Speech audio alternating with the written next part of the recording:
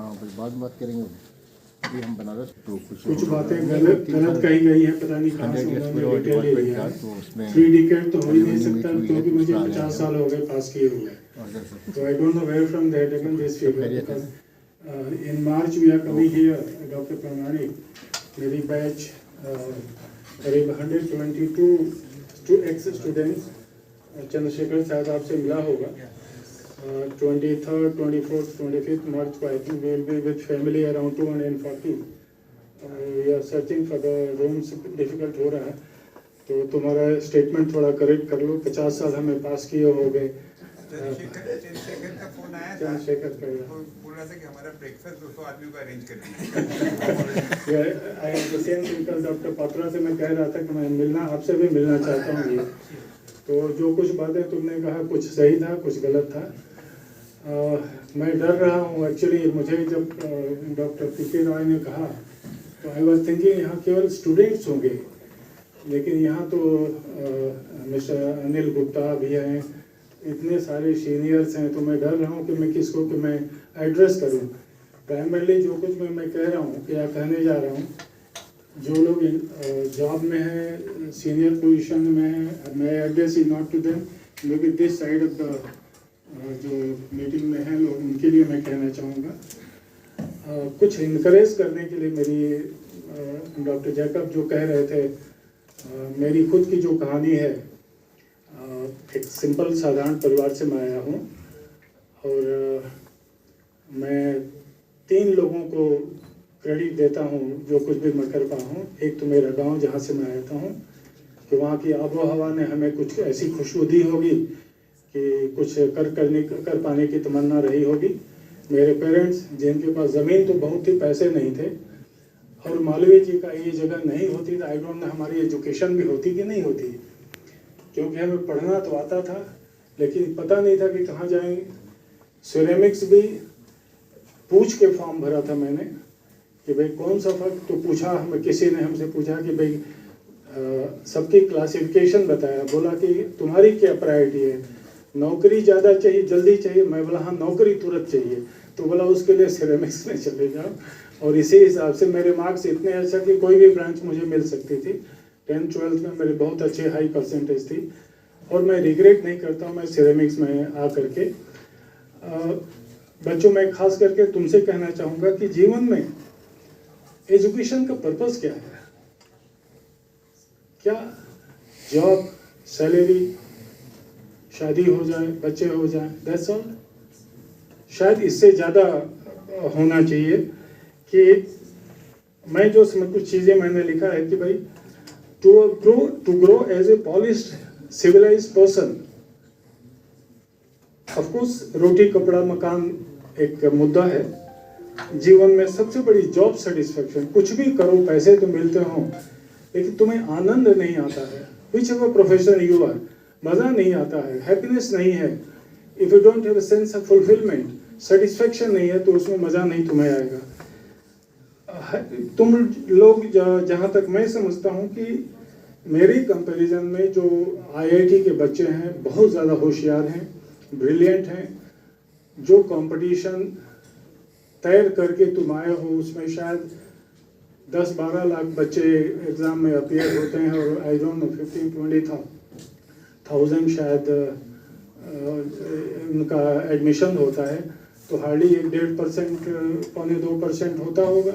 तो that means तुम्हारे अंदर वो तो क्वालिटी है कि तुम कुछ भी पढ़ करके समझ सकते हो और कुछ भी कर सकते हो। लेकिन मुझे ऐसा लगता है अभी जो हम लोग 100 साल मना रहे हैं, इसमें से मेरा जीवन 50% पे था। जब हम 75 में किए तो करीब 50 साल हुए थे, और 50 साल उसके आगे हमें अनुभव का हो गया, गुजर गया। तो हम लोगों का अनुभव इस यूनिवर्सिटी से, इस कॉलेज से लंबा रहा है। ढेर सारे प्रोफेसर्स को देखा है, ढेर सारे अपने मित्रों को देखा जाता है, सफल होते हुए, फेल होते हुए हमने देखा हुआ। यहीं पे मैं देख रहा हूँ कि 1965 के भी बैच के हैं, 1966 के बैच के हैं, 1970 के बैच के हैं। मुझसे 3 सीनियर आज यहाँ पे हैं। मेरा ये जो कहना है तुम लोगों से, जो अभी इस समय का माहौल चल रहा है, कि बच्चे हर इंजीनियरिंग अलग अलग डिसिप्लिन में पढ़ते हैं लेकिन जाते हैं आईटी सेक्टर में।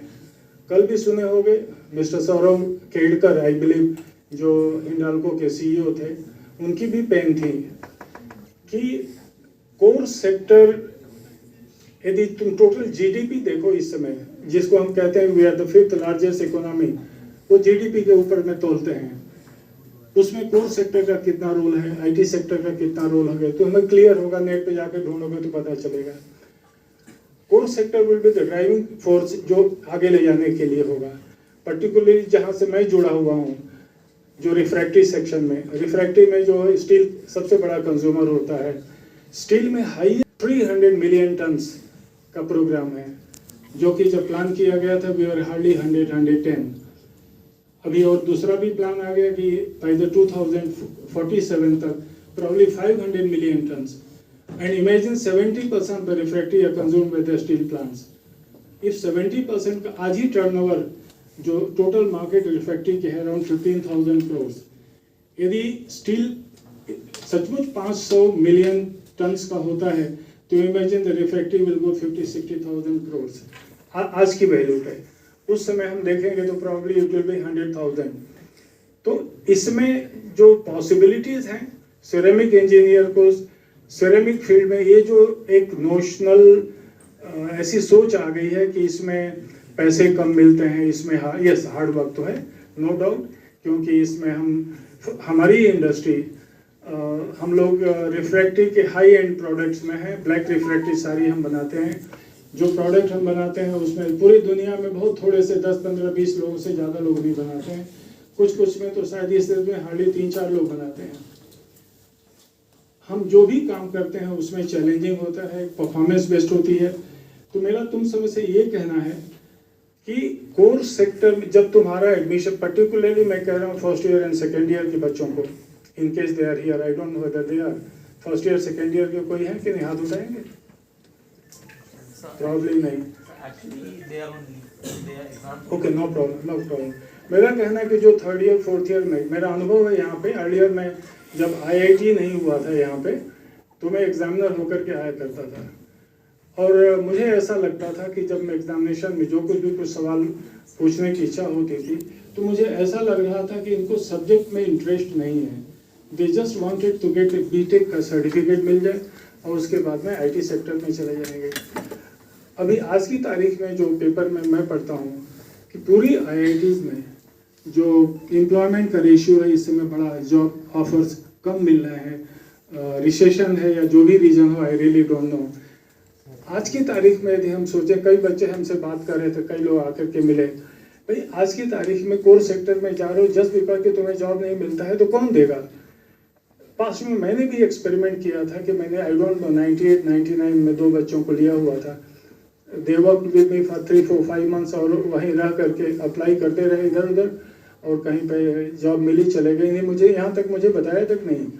तो बड़ा दुख होता है कि भाई ट्रस्ट डेफिसिट जो हो गई है, कि नॉलेज डेफिसिट एक अलग बात है, क्योंकि कई सोचते हैं कि हमें तो इस इंडस्ट्री में जाना नहीं है तो मैं पढ़ूँ क्यों, हमें तो थोड़ा बहुत पढ़ करके बीटेक की डिग्री मिल ही जाएगी, then I will go to IT sector. मेरी जो समझ है, इवन आईटी सेक्टर में जो एआई का कंपोनेंट जो आ रहा है, वो काफ़ी जॉब को ख़त्म करने वाला है, और कोर सेक्टर के बिना आईटी सेक्टर के बुरे दिन शायद हो सकते हैं, कोई दूसरी कोई टेक्नोलॉजी आ सकती है फ्यूचर में जो उसको थोड़ा कम कर सकती है, लेकिन कोर सेक्टर के बिना कुछ भी नहीं हो सकता है। जो भी ग्रोथ दे रहे हैं, it is all because of core sector, primarily steel and cement. मेरा ये कहना है कि जब having come to the ceramic engineering में आप आ ही चुके हो, तो बेसिकली क्या इंडस्ट्री क्या ढूंढती है, क्योंकि तुम हो यहाँ पे, भाई तुम्हें knowledge on the raw materials, for example हम लोग करीब 100 different types of raw material, different kinds of binders हम यूज करते हैं। तो तुम्हें जब कोई प्रोडक्ट डेवलप करना है, for example we are going for a technology collaboration with रेलियन company, segmented purging plug ladle refining के लिए, वो न्यू कंसेप्ट है।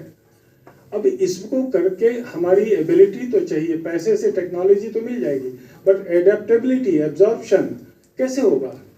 क्योंकि उनके कहने से सारी मशीन मैं नहीं खरीदने वाला। फिर I am going to Italy in February, मैं तो अपने हिसाब से मशीन खरीदूंगा, उनकी कंसेप्ट को सोच करके I will apply that knowledge in my factory and I will buy, I design the machine according to that one. Machine खरीदूंगा तो बहुत महंगा होगा।